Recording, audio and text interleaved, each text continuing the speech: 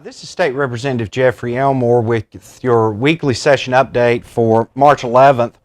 A lot of action as always. I mentioned this last week that I feel like we're more in May than March with the session because of everything that we're having to do in reaction to COVID. Big announcement that was made yesterday was dealing with the reopening of the schools. Senate and House leaders talked with Governor Cooper to create a compromise to develop a bill that he actually would sign.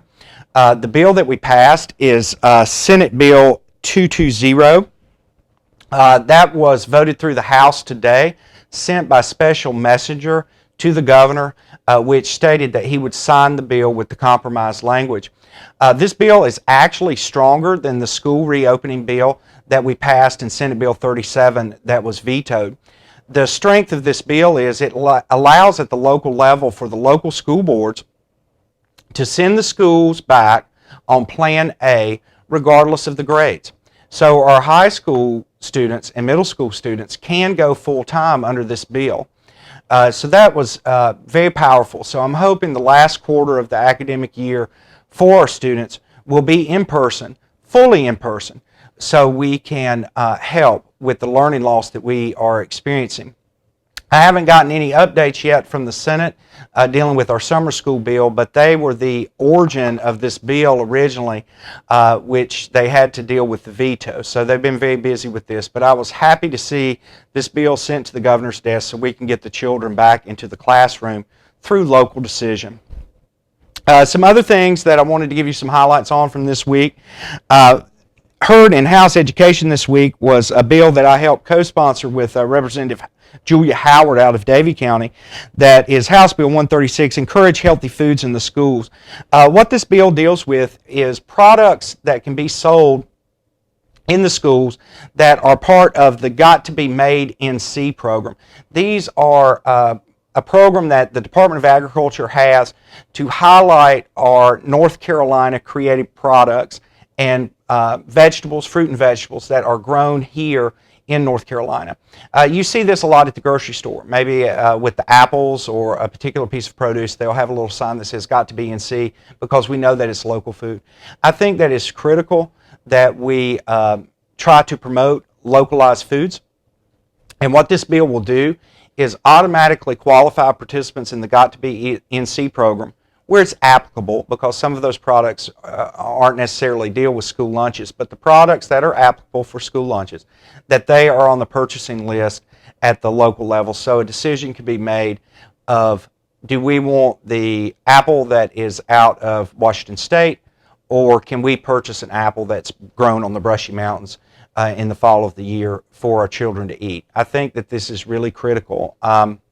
We also talked about the role of muscadine juice as an offering in the school lunches as an alternative for apple juice, orange juice, etc. that are given to the kids.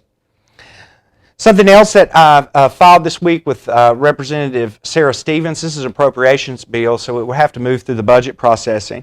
But it's House Bill 174, funds to help those struggling with addictions. As all of you know, we struggle with opioid addiction in House District 94. We have for several years since the mid-90s. What this will do is it is $1 million appropriation. Half of it will go to a facility in Mount Airy that helps and services Surrey County.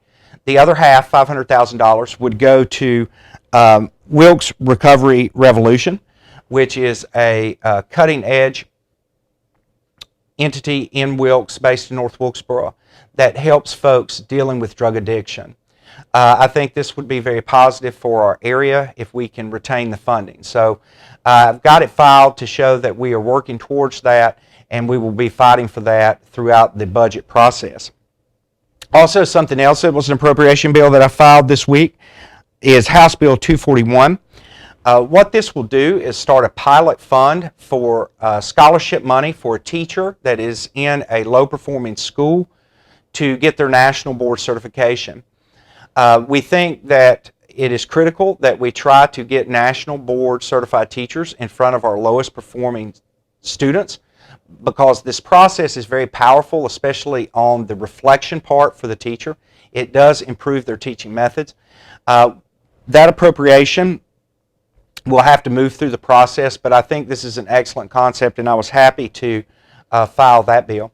One more bill that I want to talk about, and I co-sponsored it, but I was not a primary sponsor, is House Bill 264, the Emergency Powers Mandatory Act.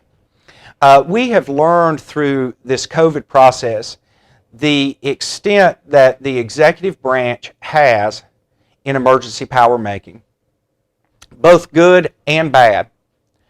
So what we need to create in the future is a better balance to where there are more people contributing to these executive decisions that are being made.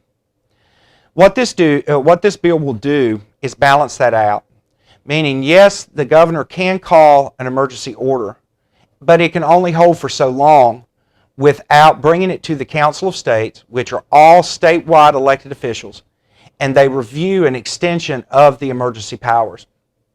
We have never dealt with a pandemic before. Usually the emergency powers are only used for weather situations, forest fires, things of that nature. We have never seen with a pandemic, and we've seen how the executive branch, in my opinion, has abused his power to a certain extent. This would help balance that out so there is more checks and balances to it. This bill was filed in the House. We were excited to file it. We will see how it moves. I think that you will have support for it in the House and the Senate, but something of this nature would be difficult to be signed by the governor. And not saying it's because Governor Roy Cooper. I think if you presented this bill to a Republican governor, they would have problems signing it, because anything to basically put their power in check. So we will see how this moves. I think we will get it through the chambers and to his desk, and then you, the public, can express your ideas to his office when it gets to his desk. But that's the actions of the week. As I said, it's been very busy, and I appreciate the opportunity to share with you today.